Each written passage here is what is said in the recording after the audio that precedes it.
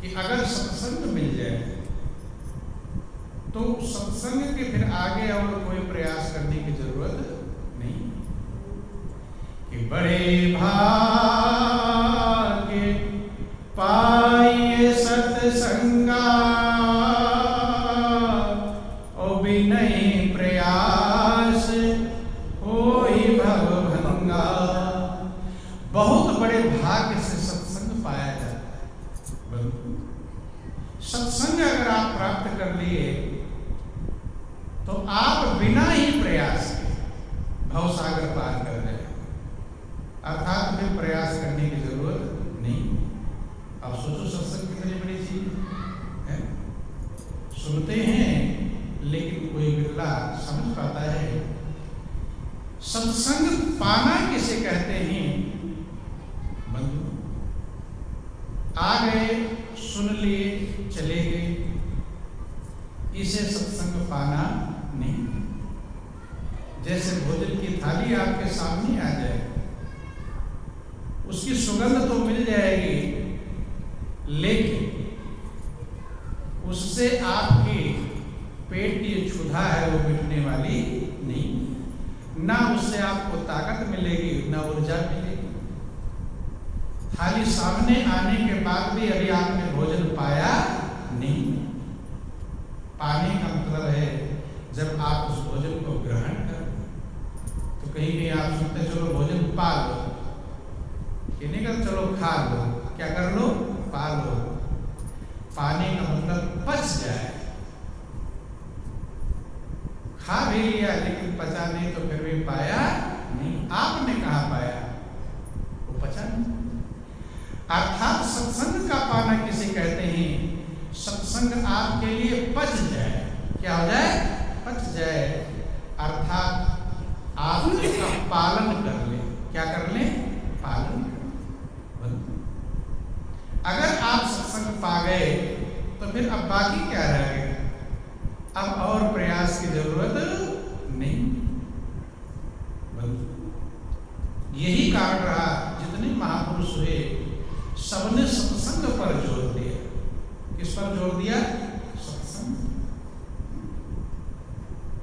सत्संग की कीमत देखो, मनुष्य बन जाते हैं लेकिन सत्संग की कीमत लोग नहीं समझ पाते। रामायण में लिख दिया गया कि प्रभु की भक्ति का वही प्राप्त करेगा। प्राप्त क्या? अधिकारी तब बनेगा जब उसे सत्संग से प्रेम होगा। कि राम भगत के वे अधिकारी और जिन सत्संग लगे अति प्यारी। थोड़ा प्यारी नहीं, अति। अति सर्वत्र बरसते, अति हर जगह परिचित है।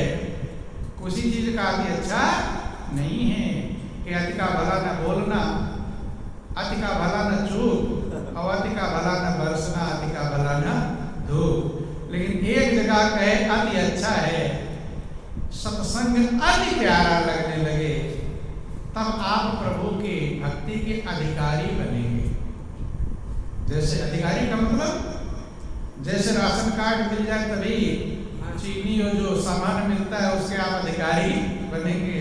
राशन कार्ड ही नहीं तो सरकारी गल्ला कैसे मिलेगा? तो प्रभु की भक्ति के अधिकारी तब बनेंगे जब सत्संग अति प्यारा लगेगा, थोड़ा बहुत प्यारा नहीं।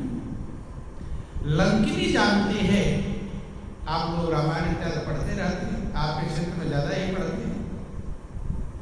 मनुष्य होकर सत्संग की कीमत नहीं जानते, लेकिन लंकिनी जो राक्षसी है वो सत्संग की कीमत जानती है। जब हनुमान जी माँ सीता का पता लगाने लंका जा रहे थे तो रास्ते में लंकिनी नाम की राक्षसी मिली। कि नाम लंकिनी एक निश्चयी और सो का चल सी मोहि निंदई। कहती है कि मेरी तुम निंदा करके और छुप कर जा रहे हो, है? कि जान सी नहीं मरम सख मोरा और मोर यार लंक कर चोरा। ऐ दुष्ट, तुम मेरे स्वभाव को नहीं जानता। मेरी ड्यूटी यही है कि जो लंका में चोर जाए वो मेरा आहार बन जाए, और तुम चोर ही बनकर जा रहे हो, छुप कर जा रहे हो, अर्थात अब मेरा आहार बनने के लिए तैयार हो जाओ। कि हनुमान जी ने क्या किया कि मुट्ठी का एक महाकपिहनी और रुधिर बमत धरणी धनमणि, एक मुष्टिका का प्रहार किया, खून की पलटी करते हुए धरती पर लुढ़क गई। फिर समाज की उन्नति है कि पुनि संभारी उठी सो लंका और जोरी पानी करी विनय सशंका। वो लंकनी समान कर, चोट तो लग गया है, व्याकुल तो है, समान कर उठती है। क्या कहती है कि जब रावण ही ब्रह्म बर दीना और चलत बिरंजी कहा मोहि जीना। जब रावण को ब्रह्मा ने वरदान दिया तो चलते समय उन्होंने एक बात कहा था, पहचान बताया था। क्या बताया था? पहचान कि बिकल होश जब कपि के मारे और तब जाने सी निशिचर संहारे। कि ऐ लंकिनी, जब बंदर के मारने से, कपि के मारने से व्याकुल हो जाए, अर्थात बेचैन हो जाना, वो तो इतनी ताकतवर है कि असर ही नहीं पड़ता, कितना भी कोई प्रहार करे। लेकिन कहते हैं कि जब कपि के मारने से तुम व्याकुल हो जाना, तब समझ लेना अब राक्षसों का संहार होने वाला है। कि तात मोरे अति पुण्य बहुता और देखो नयन राम कर दूता। हे तात, मेरा बहुत बड़ा पुण्य है जो इन आंखों से मैंने प्रभु के दूत अर्थात संत का दर्शन कर लिया। देखो ध्यान देना, हनुमान जी की पूजा लोग जिंदगी भर करते रहते हैं, लेकिन ये समझ नहीं पाते कि हनुमान जी क्या है। हनुमान जी एक संत है। क्या है? संत है। विभीषण ने ये बात कही थी कि अब भरोस मोहि भानुमंता और बिनु हरि कृपा मिलै नहीं संता।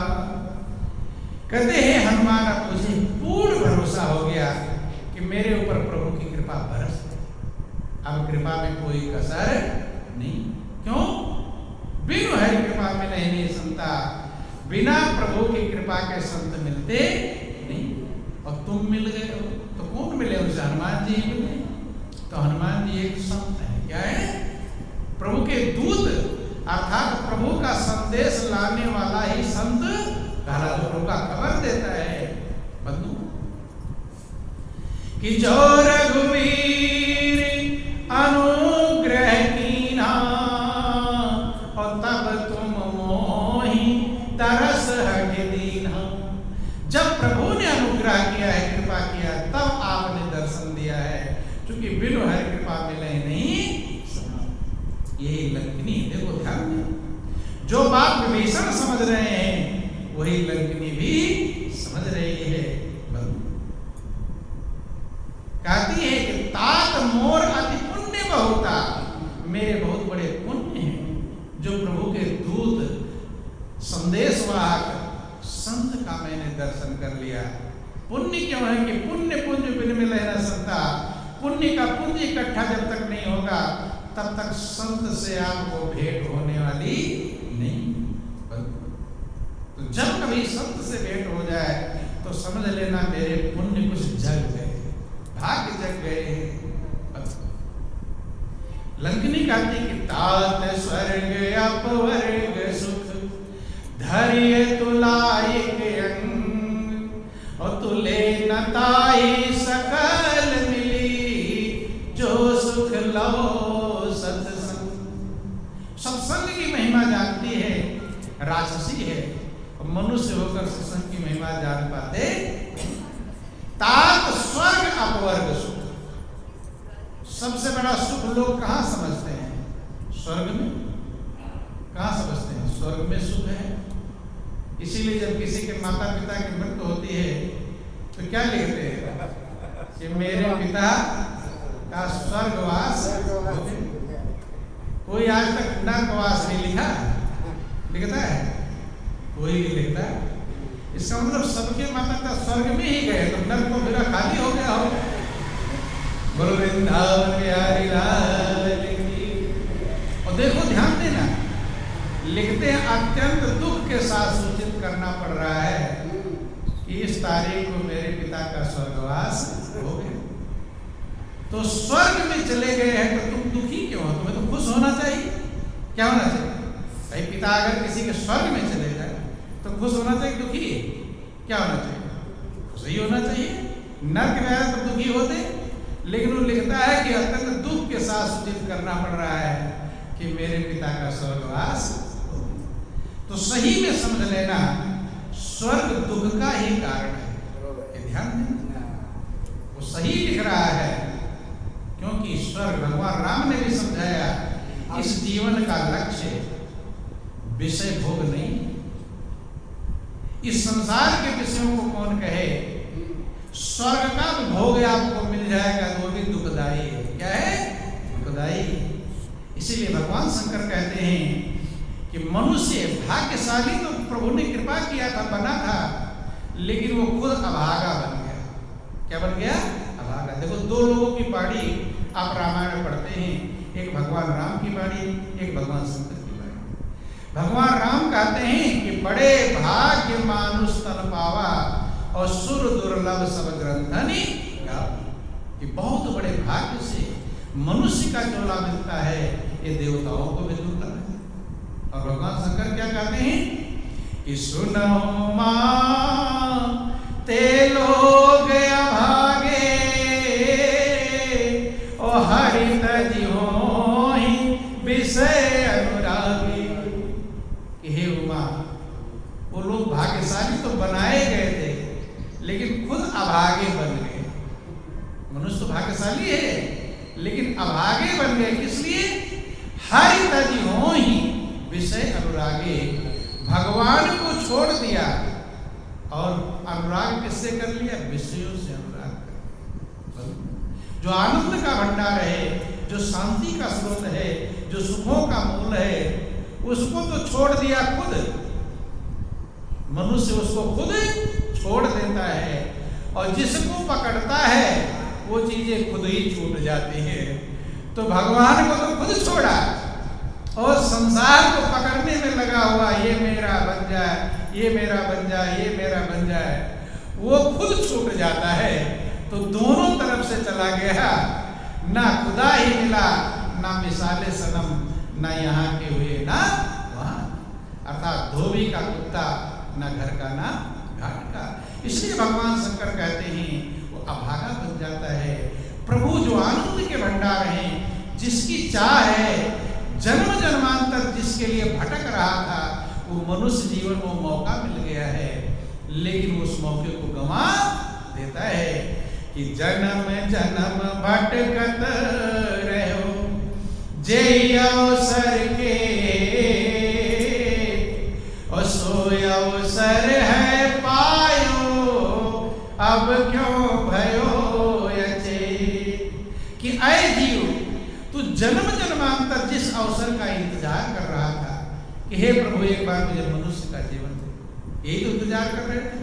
क्योंकि सब प्राणी मांगते हैं कि हे प्रभु मुझे मनुष्य का जीवन दे।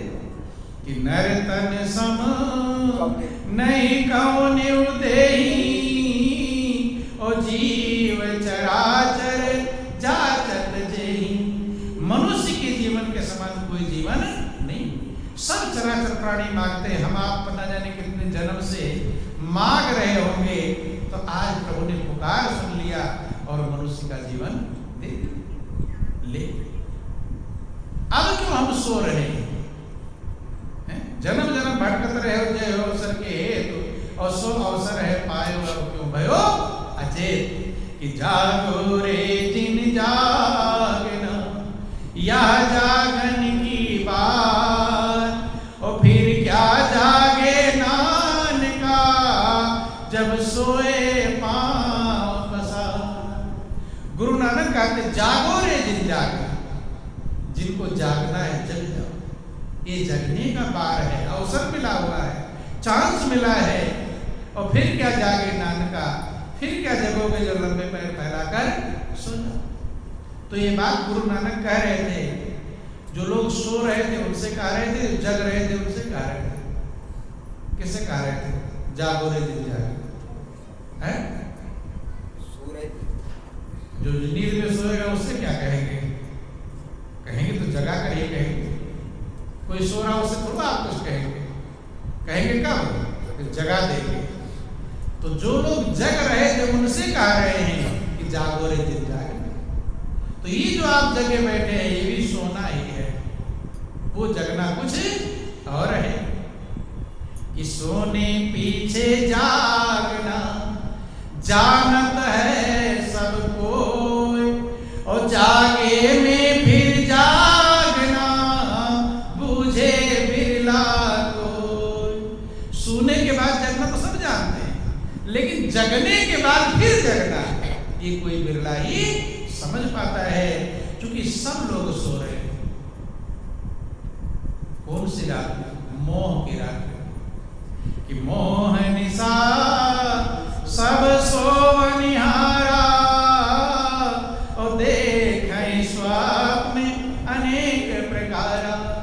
सब मोह की रात्रि में सो रहे हैं और सब अनेक प्रकार का स्वप्न देख रहे हैं। जो जो आप समझ रहे हो ये मैं हूँ, ये मैं हूँ, ये मैं हूँ, वो सब स्वप्न देख रहे हैं, सही में कुछ नहीं।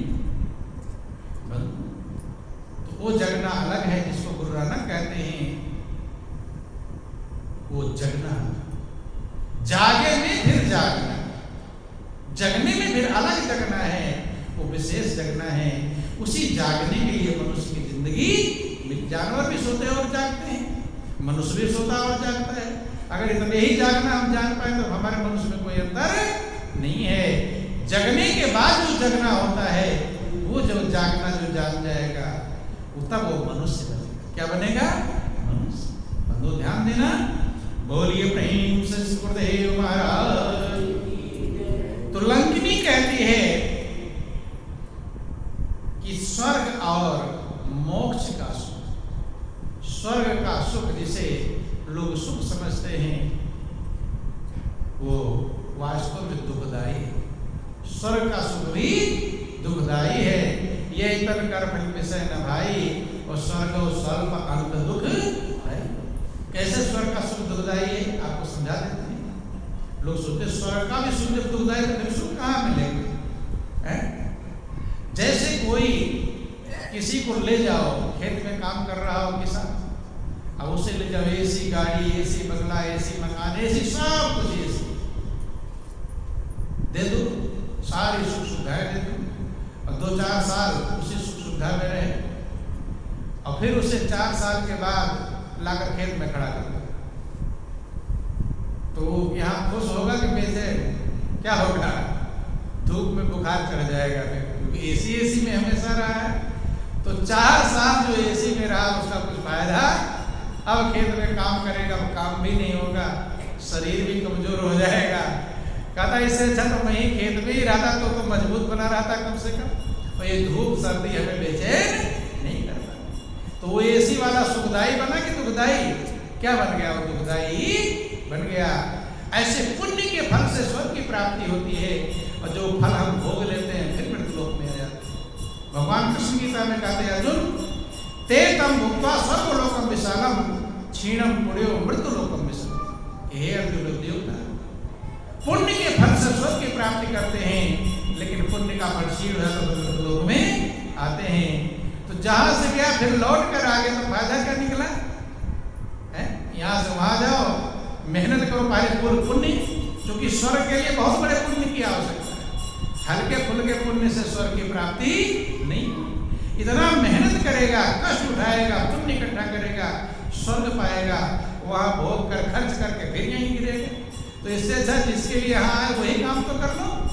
वो कहती तात स्वर्ग अपवर्ग सुख धैर्य तुराई के अंग, और तुले न ताही सकल मिली जो सुख लो सत्संग। स्वर्ग के सुख और मोक्ष के सुख, अब इससे आगे और कुछ कोई सुख एक तराजू के एक पलड़े पर दोनों का सुख रख, और दूसरी तरफ लव मात्र का, पर मात्र का सत्संग रख, तो सत्संग का सुख भारी रहेगा स्वर्ग और मोक्ष के सुख से।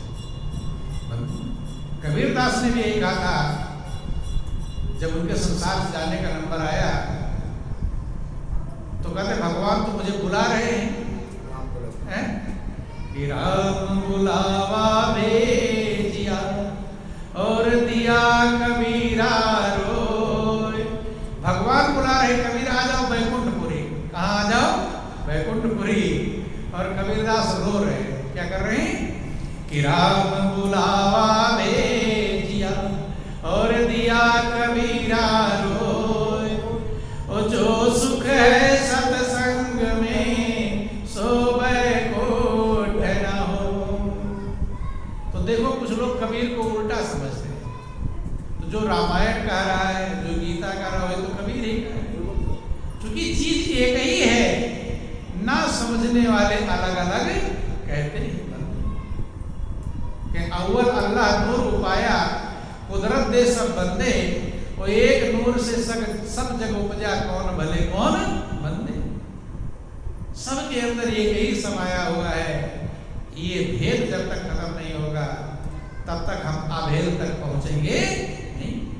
कि हमारे गुरु जी ने हमें बताया, हमारे गुरु जी ने हमें बताया, एक ही प्रभु है सब में समाया, एक ही प्रभु है सब में समाया। हमारे गुरु जी ने हमें बताया, हमारे गुरु जी ने हमें बताया, एक ही प्रभु है सब में समाया, एक ही प्रभु है सब में समाया। जैसे कि कुम्हार गढ़े माटी के खिलौने, जैसे कि कुम्हार गढ़े माटी के खिलौने, रंग दे वो लाल पीले सांवले सलोने, रंग दे वो लाल पीले सांवले सलोने। माटी तो है माटी भाई तेरी मेरी काया, माटी तो है माटी भाई तेरी मेरी काया। यही समझाया, यही है बताया, यही समझाया, यही है बताया। हमारे गुरु जी ने हमें बताया, हमारे गुरु जी ने हमें बताया, एक ही प्रभु है सब में समाया, एक ही प्रभु है सब में समाया। आदमी जो आदमी को देखे नजर से, आदमी जो आदमी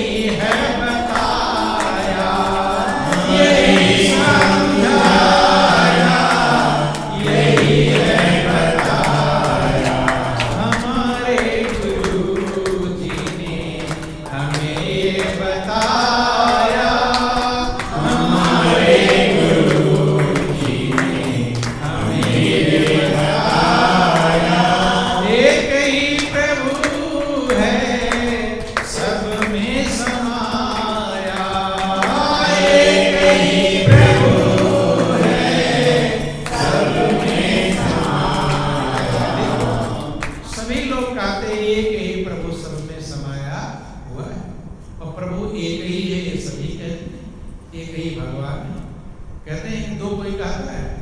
कोई भी दो कहता नहीं। और जब एक ही भगवान है, जैसे एक पिता के चार बेटे हो, तो वो बेटा पिता की सेवा करे, वो बेटा पिता की सेवा करे, या कोई भी आपके पिता की सेवा करे, तो आपको खुश होना चाहिए कि नाराज? क्या होना चाहिए? तो आपके पिता की कोई सेवा करे तो खुश होना चाहिए, नहीं होना चाहिए। लेकिन जब भगवान एक है और भगवान की जब पूजा करते हैं लोग, तो एक पूजा करने वाले दूसरे पूजा करने वाले से नाराज होते हैं, लड़ते झगड़ते हैं। लड़ते हैं कि नहीं? एक ही भगवान के सब पुजारी हैं, नहीं समझ रहे, लेकिन आपस में लड़ते झगड़ते रहते हैं, तो पिता खुश होंगे हैं? इसलिए भगवान खुश होने वाले नहीं। देखो हिंदू मुसलमान लड़ते हैं कि नहीं? जबकि उनका भी भगवान एक ही, उनका वो भी कहते भगवान एक, वो भी कहते अल्लाह एक ही है, दो नहीं कहते, लेकिन आपस में लड़ते हैं। चलो तो अलग बात है। हिंदू में भी दो प्रकार के साकार और निराकार वाले भी आपस में लड़ते नहीं। कुछ लोग साकार को मानते हैं और कुछ लोग निराकार को मानते हैं। साकार वाले कहते हैं हम अच्छे हैं, निराकार वाले बेकार है? और निराकार वाले कहते हैं क्या मूर्ति बना रखा है, बेकार है। लड़ते हैं कि नहीं? बोलो वृंदावन बिहारी लाल। तो जो भी लड़ते हैं समझ लेना कि उनसे परमपिता परमेश्वर कभी खुश होने वाले नहीं। जब एक ही है, हाँ दो होते तो तुम्हारा पिता दूसरा, तुम्हारा पिता तो फिर दिक्कत नहीं होती। एक ही है, फिर झंझट क्या है? और तुम्हारे पिता की कोई पूजा करे, सम्मान दे, तुम्हारे दिल को और गदगद होना चाहिए। लेकिन यहाँ तो उल्टा हो रहा है, यहाँ झंझट हो रही है। कारण क्या? गौर करना। बोलो वृंदावन बिहारी लाल। उसका कारण क्या है? साकार वाले निराकार वाले से लड़ते हैं, एक को मानने वाले दूसरे से लड़ते। कोई कबीरपंथी होता है उनसे आपस में खींचातानी, ईर्ष्या द्वेष, तर्क वितर्क ये मौजूद रहता है। महापुरुष कहते जो रामायण इत्यादि जिनकी भी पूजा करते हैं आप, अगर आप उनकी बात मान लें, क्या मान लें? बात, तो सारा झंझट खत्म हो जाएगा, फिर झंझट रहने वाला नहीं। चाहे भगवान शंकर की पूजा करते हैं, चाहे भगवान राम की पूजा करते हैं, चाहे भगवान कृष्ण की, हनुमान की, देवी दुर्गा, लक्ष्मी पार्वती, जिसकी भी आप पूजा करते हैं उनकी बात आप मान लें। क्या मान लें? बात। लेकिन पूजा करते हैं लेकिन बात मानने को तैयार नहीं। यही गलती। अब बेटा पिता की रोज आरती उतारे, पूजा करे और बात न माने। पिता खेत से थके मारे आए कि बेटा धूप से आया हो, एक गिलास पानी ले आया, कि नहीं पिताजी मैं तो आरती उतारूंगा। पिता खुश होंगे? ध्यान समझ लेना, पिता खुश होंगे जब पिता की बात बेटा माने। ऐसे भगवान कब खुश होंगे? जब आप भगवान की बात माने। पूजा करने से नहीं, बात मानना ही पूजा है। सही बात समझ लेना, जो जिसकी बात मानता है उसी का भक्त कहलाता है। कहलाता कि नहीं कहलाता? जैसे कोई बुरा मत मानना, कोई अपनी पत्नी का ज्यादा कहना मानता हो तो कहते रहो पत्नी भक्त हो गए, कहते हैं कि नहीं कहते? उदाहरण से बोलो वृंदावन बिहारी लाल। तो पत्नी का पूजा थोड़ा करता है, उसकी बात मानता है, तो कहते हैं तो पत्नी का भक्त है। देखो, और श्रवण कुमार अपने माता पिता की आज्ञा माने, श्रवण माता भक्त का अर्थात जिसकी बात आप मानते हैं आप उसी के भक्त हैं। और यही बात भगवान राम ने रामायण में कहा कि मेरा भक्त कौन है? तो सोई सेवक प्रियतम मम सोई, और मम अनुशासन माने जोई। वही मेरा सेवक है। था भक्त उन्होंने छाट दिया। अपने आप भगवान के भक्त बने रहो, उससे कुछ नहीं होगा। भगवान जब आपको भक्त मान ले तब कीमत है। बोलो वृंदावन बिहारी लाल। भाई इधर से आप फोन मिलाते रहो किसी को, घंटी पे घंटी, और उधर और अच्छा उठा तो क्या फायदा हो जाए? कुछ होगा? ऐसे तुम अपने आप को भक्त बने रहो, उससे कुछ नहीं। भगवान समझ जाए कि आप भक्त हो, तब काम चलने वाला। और भगवान कब समझेंगे? जब आप उनकी आज्ञा सोई सेवक हो। तो वही मेरा सेवक है, छांट दिया कि जो मेरी आज्ञा नहीं माने वो मेरा सेवक है ही नहीं। तुम बने रहो भक्त, उससे कुछ नहीं होगा। सोई सेवक प्रियतम। विशेषण के 3 प्रकार होते हैं, प्रिय, प्रियतर, प्रियतम। सामान्य प्रिय है तो उसे प्रिय कहते हैं, दूसरे ज्यादा प्रिय तो प्रियतर कहते हैं, और सबसे ज्यादा प्रिय तो प्रियतम कहते हैं। जैसे उच्च उच्चतर होता, मध्य मध्यम, धर्म शब्द का होता है वैसा। तो प्रियतम का मतलब सबसे ज्यादा प्रिय मेरे लिए वही है। कौन? मम अनुशासन माने, जो मेरी आज्ञा। तो आप जिस भी भगवान की पूजा करते हो, उनके भक्त तब बन पाएंगे जब आप उनकी आज्ञा मानेंगे। एक फार्मूला है, तभी आप उनके प्रियतम बनेंगे और तभी उनके भक्त कहलाएंगे। जिसकी पूजा कर लो, बस पूजा ही यही है, उनकी बात आप मान। अब रामचरितमानस में भगवान राम की महिमा है। रामचरितमानस समझा रहा है कि परमात्मा के 2 स्वरूप हैं। कितने स्वरूप हैं? कि अगुण सगुण दुई ब्रह्म स्वरूप,